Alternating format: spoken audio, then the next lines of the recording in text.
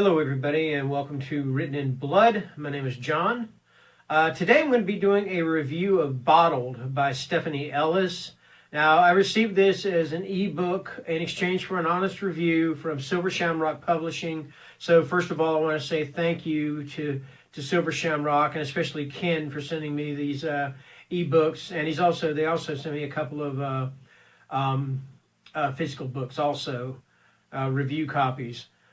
So I'm going to read the synopsis of the book first, and then I'm going to give you my thoughts on it, because to be honest with you, I'm really not exactly sure what my thoughts are on this book. It's one of these books that I liked, but I'm not really sure if I completely got what I was reading, if that makes any sense. Anyway, let me read this here. So, the house was his, an unwanted and unwelcome inheritance. As a child, Tyler Vittram spent many miserable hours beneath its roof, hating his grandfather and the man's housekeeper, Mrs. Waits. His only escape during those visits had been via the impossible bottles created by his granddad. Bottles holding miniature worlds in which he could lose himself for hours. Sometimes, however, he sensed something else living in the house and in the bottles, and when he returned home, he took the nightmares with him. Now an adult, Tyler decides one last visit can do no harm, allow him to finally shake off his nightmares. The bottles, however, are waiting, and so is Mrs. Waits. As both house and bottles gradually yield up their secrets, it is made clear to Tyler what is expected of him and what will happen should he fail. Is Tyler master or servant of the house? So, my thoughts on this. Well, okay, when I was reading this book, I kind of kept dwelling on the title of the book, Bottled. Okay, so we know it's about the bottles, that, he's talking about, the bottles with the nice little miniature scenes inside of them, and how he kind of escapes into these bottles to get away from everyday life and the pain of everyday life. So there's that whole thing with that title. But also one thing it does reveal about the character of Tyler is that he is a recovering alcoholic. And so, and this is kind of a spoiler. I will say this is kind of a spoiler. He lapses. So the title of the book could also be bottled. Like, if you're an alcoholic, you're bottled. You're a slave to that bottle. In other words, you're bottled. That bottle has you, okay? So I think that could also possibly be another way to interpret the meaning of the book, or the title of the book also. But I don't know, maybe is that neither here nor there? I'm not really sure, all right? But then I also got to thinking about what this book was trying to tell me, what this book, the underlying theme of this book. And I had several of them run through my head. Like, first of all, this kid, when he's a kid, it talks about when he lived with his grandfather was just really kind of abusive to him, always hitting him and stuff like that. And then he had Mrs. Waits, and she was mean as hell. She's kind of like Mrs. Blaylock from The Omen, only she's not the devil's babysitter, the devil's kid babysitter, or anything like that.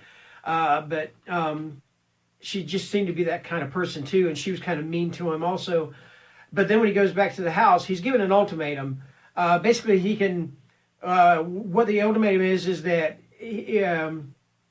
his mother can't step foot in the house for 1 year, and then he'll get whatever's coming to him, whatever inheritance, or he can stay in the house for one night, and that's kind of a get out clause or whatever, and everything would be the same as if he'd been there. She'd been away for a year. He would get everything that's coming to him. He would inherit the house, and then he could do whatever he wants to it, which is to just demolish it. He wants nothing more to do with this house.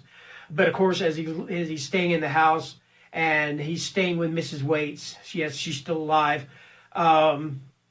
Things start to happen. He starts to experience things that he can't explain, and things that make him realize that maybe he finds out that he's a part of this tradition with these bottles that his grandfather would make. Like I said, there are these beautiful bottles that would have all kinds of scenes inside of them, like beach scenes, amusement park scenes, all different kinds of scenes. And so I think another part of one of the underlying themes of this book is you can't escape tradition. You can't escape your inheritance. Maybe I'm wrong. Maybe I'm wrong about that. Because like I said, this is one of these books I just had to think about. It's like, do I understand this book? Don't get me wrong. I like this book. I did. I give it 4 stars. I give it 4 stars on Goodreads and on here. But have you ever read a book like that? Have you ever read a book that you just sitting there thinking, wow, I like this book. What the hell did I just read? I'm sure a lot of you have done that, so I don't feel dumb about it. So like I said, I just feel like, to me, the underlying theme of this book is either you can't escape tradition, you can't escape family. No matter where you go, you're going to have family. And I don't mean they're going to be right there in your face, but you're going to have family.